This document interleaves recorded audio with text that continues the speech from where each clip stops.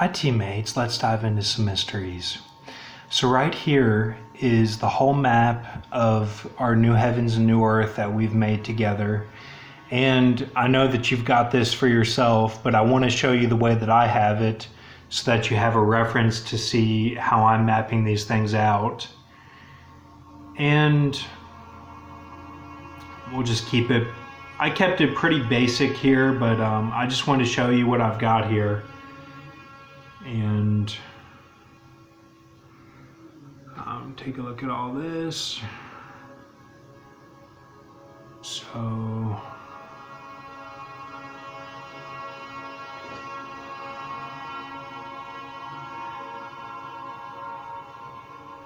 just want to show you what I've got.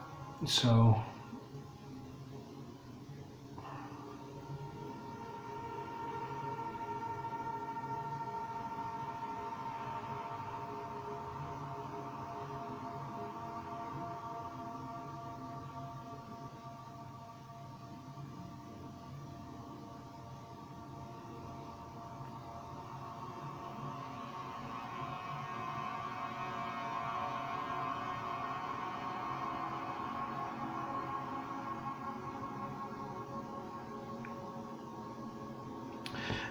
this should be all of it, you know, that's what I'm thinking. But as we learn more, we keep adding on to it, so we'll continue that. And the one that has a lot of detail that describes the whole world that it encompasses is Yggdrasil. And that one has a lot of trees, and I think it was about 15 or 16 trees that we ended it with. And even other parts that didn't have trees as well, if I can remember. But that's the one that's a major world, is the Yggdrasil. And these are all major worlds, but that's the one we went into detail on. That's where I got all the first visions from, was Yggdrasil. So you can debate why that is, you know, I don't know for sure, but that's my family is from Norse, or Norman, you know, Ungamar and all that. So from the Norman conquest of England, that's my name is Bedingfield. That's where it comes from. So 1066 is what it's traced back to, and even before then. But father to son all the way down, and that's my dad's side. So it's important to me, and that's probably why Yggdrasil is so detailed. So take a look at all this. But I'll zoom in here so you can see all this.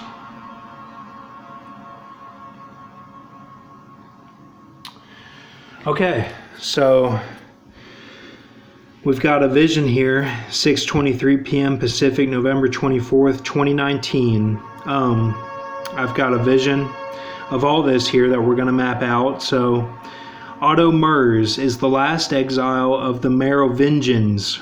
Okay, not Marovingian, that comes from this, but this is Marovinginns,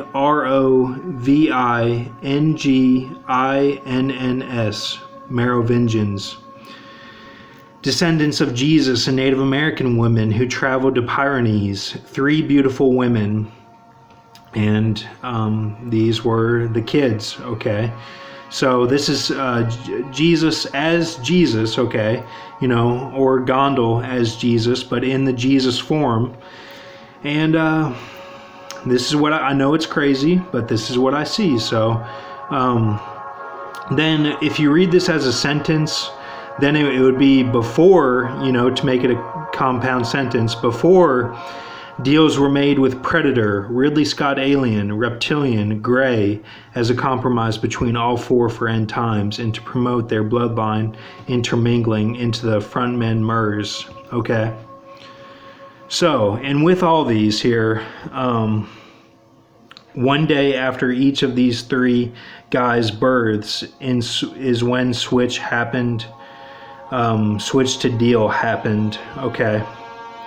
So take a look at that. We're going over 3 guys, but now George Bush, biblical scholar, was the last exile of the Chareef family. That's Chareef. Jesus with Mary Magdalene bloodline. Okay. Before deals were made with the coalition of dead aliens, who are all hybrid aliens, and ghost spirits, and restless spirits of truth finders.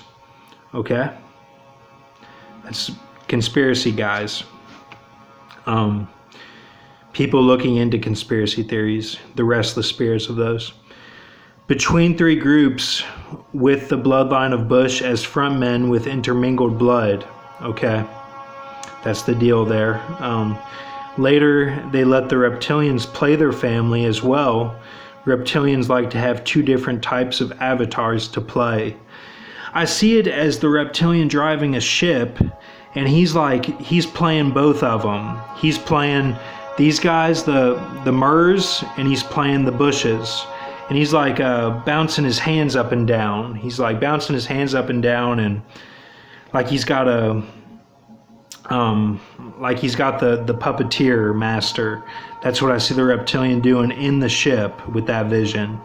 So, and he's like laughing, you know, like they're kind of funny, like they're laughing and stuff. So, then Paulino Uzcudun was the last exile of the damecooks. Okay, Damecooks, damecooks. Not Dane Cook, Dame Cook, okay? So, or you could read it as damecooks, okay? Bloodline of demons who knew Jesus and Jesus closed their mouths. Then all that before, deal with fallen angels to put 3 Nazi women into place to run the wheels, or the wheel, and to have no nukes go off in 2012 AD.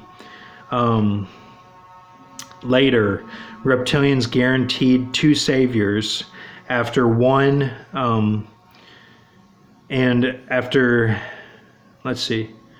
two saviors after one attempt. Here it is. 1 success outlook, 1 Darth Valley belt attempt. Okay, so that's what that is. So 1 Darth Valley belt attempt and 1 Darth Valley belt success, reach the belt, and then outlook. Okay, outlook is like you gotta break down the code there, I guess, is what that is. But I'll explain all that too. So Ben V is for the Greys, he gets the knife.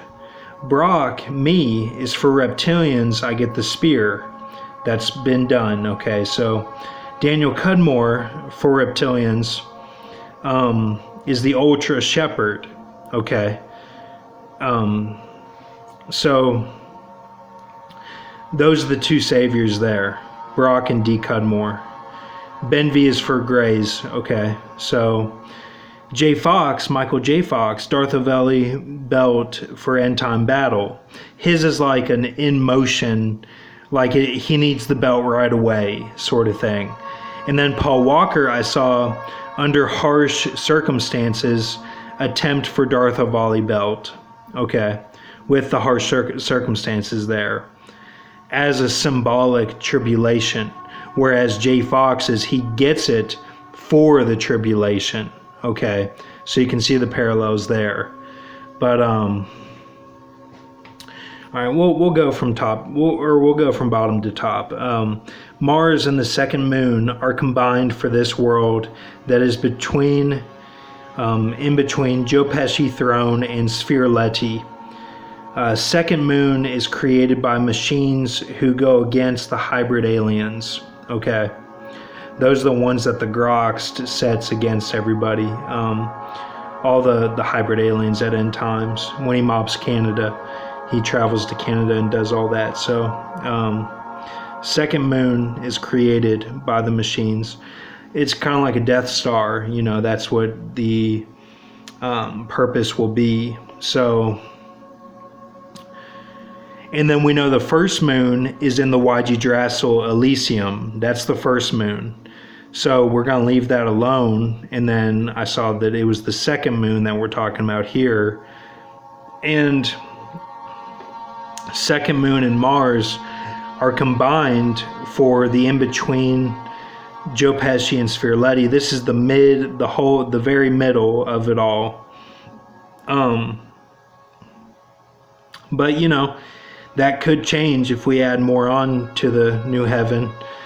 But that's what this is going to be. So I saw kind of like servants there, but who knows what it is. I mean, this could be like a Gardoom type deal. I don't know yet. I haven't gotten word on it yet. So we'll just leave that as a description, and you can put your own spin on it until we know more. But we'll just leave that as is. Now, one day after each of these three guys' birth is when switch to deals happened, okay?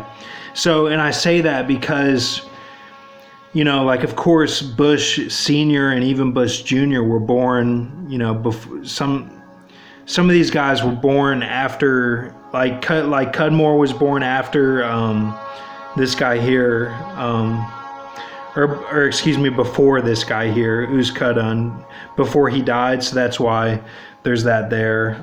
That kind of explains it, but it's like a time marker for it all. And they're the last exile of those families, even if someone was born after or before, sort of thing. So you get what I'm saying. But all right, the uzcudun creature. What it is a voodoo wasp, 4 legs, okay? Body of Idolomantis diabolica, with arms that can move all around and are essence of Cinderella slippers, but high-induced weightlifting, okay, high-induced weightlifting, arms is what they look like, okay? And that's human, of course, but so they're flexible. They can move all around. You know how the mantis is like in a flex position always, but these can move. So they just have like big shoulders basically. But then neck, head of a indestructible Asian black bear. And I kind of asked God, I'm like, is this the, you know, reference to the boar and the pig heads, you know, of those creatures that are connected to the dragon and everything? But he didn't want me to put, you know, or she didn't want me to put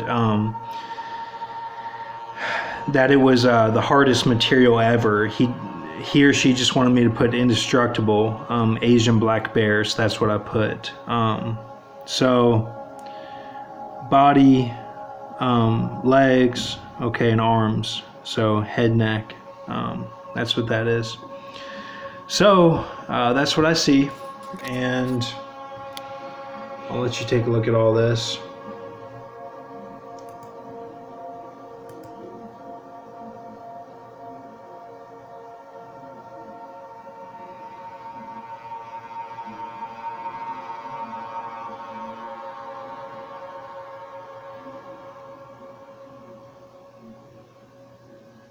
All right, and then Automers here.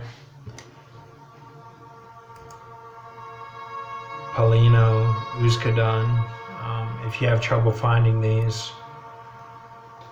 And this is taken from some going down the rabbit hole a little bit from the Stuttgart stuff again. And this guy here, Hans Breitenstrater, or Breitenstrater. And there was a very tragic thing that happened with him. I'll show you this. Kurt von Ruffen, very tragic, you know,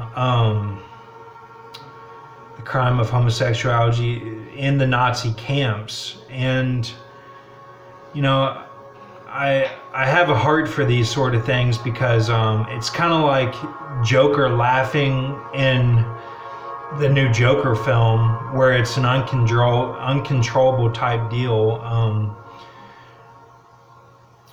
You know, because I feel like if you're under torture, all the truth is going to come out. And basically, you know, they must have been born that way, these guys that were like this, or because it says here that the Nazis would touch them. And like when I met with my friend CJ at PS, he said like dentists and stuff that were corrupt with the mafia would put people in induced states under dentistry and like touch them and stuff and get them like do sexual things to them when they're induced in under the sleeping gas or whatever. So you can do those things even if the feelings aren't there. You know, it's because it's all like, it's like an animal type instinct, like rubbing and stuff is like a massage and stuff. It doesn't have to be you're turned on by that sex or whatever. It's all like stimulus type, like basic stimulus. And it just breaks my heart that they were doing that. And then say some guy just has to take a leak or something, and then he gets a erection, and then they would torture him, you know.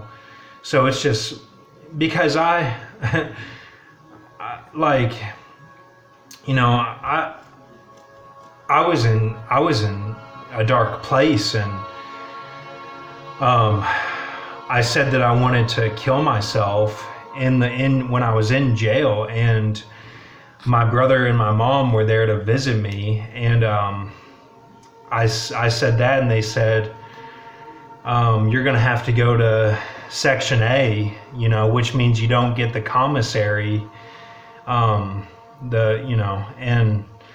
I started laughing, and I'm like, you don't, and it was like an uncontrollable laughter, like, you don't understand, like, I have these feelings that I want to get out of here, and like, it was such a tragic thing because the commissary, you know, if I wasn't going to get that and everything, it was just, the whole situation made me laugh, and then, you know, I'm sorry. Have a good night, teammates, and thank you.